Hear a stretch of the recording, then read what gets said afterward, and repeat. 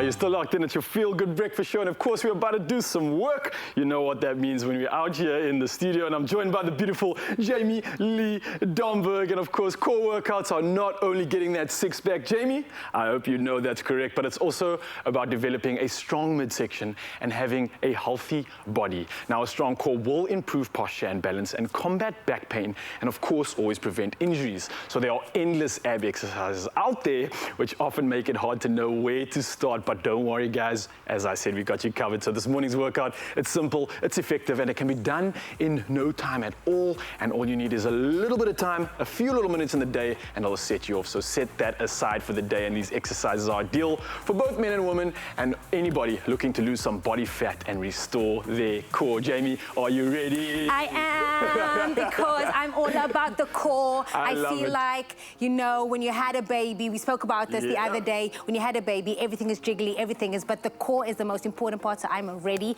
and I'm excited to work it out. So earlier, Jamie, in the show, if you guys at home were also watching, it's a good test for you. We start off with an exercise called a reverse tabletop, and we're working on the glutes. But obviously we're working on the core, but I'm going to show you how effective that workout is to just do a slight little tweak and get such a good stimulation on the core. So what we're going to do, again, in that reverse tabletop position, I've simply got my legs at about 90 degrees to start, okay? And then my hands are behind my back, kind of locked out, and I'm going to put some pressure into squeezing those glutes and lifting my body up into the sky. To start off with, let's get into that reverse tabletop position, which is just this. So you don't have to raise your glutes too high, Jamie, just about 45, that's perfect. Nice and relaxed, but just not touching the ground. Now what you're going to do is get the real core engagement going on. So right foot, left hand, and vice versa, we're going to touch our toes.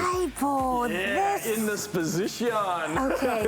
All right, guys, so you want to be nice and stable. You don't want to be falling all over the show. Good, strong core, nice and solid. You want to touch your toe with your hand and then go back to that restart position once again. Lovely stuff. And then repeat it on the other side, alternating. Yes, girl. Wow, the core is coming through there. See, I was expecting it to be wobbling all over the show. And keep in mind that we've been training since Monday already, so my body is really feeling it because I've been slacking. But if you've been following us at home, you obviously know that our bodies are sore and we need sometimes rest, but it's fine. Push through. We're going to get it. Our core is working out. Indeed, we got you guys, of course, and especially with this workout, the core workout today is not going to be that impactful. So although you are feeling some pains, it's okay to work your core a little bit more consecutively. It's not a high impact style of training, so you're going to benefit from doing this at least every second day, and you don't have to worry about the other extremities. So moving over now, we've done that front section of our core. We're moving over to the lateral and medial lines now, which is great stuff, which is all the muscles which are kind of on the outside of the body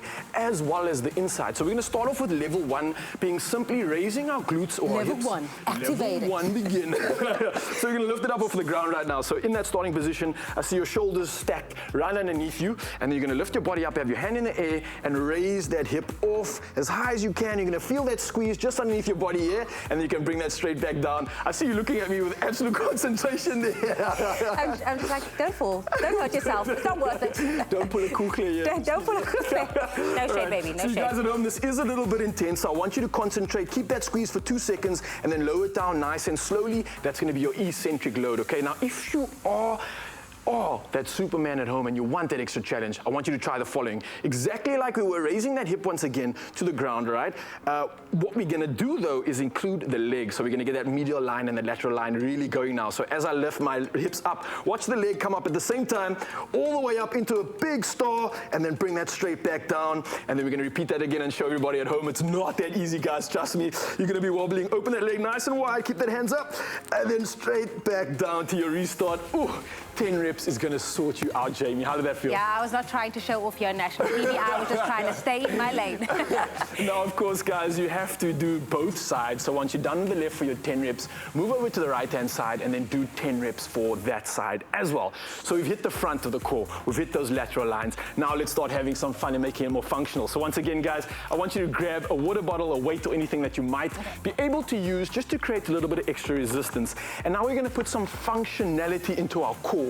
We got it strong, we got it primed, we got it activated, and now we're gonna actually put all of those recipe ingredients together. So keeping your legs at about 90 degrees, we're gonna start off by lifting them in the air, kind of balancing just in this position already, and you're gonna go for a tap or a Russian twist. So you're gonna tap your weight on the side. I see you already shaking in that position. Guys, in this position alone, without even touching it, you're gonna feel a little bit of shake. That's a good thing. Make sure your spine's neutral and you know your core is being activated, but keep going. You wanna go for 20 reps in total. So that's touching each side of your body 10 times.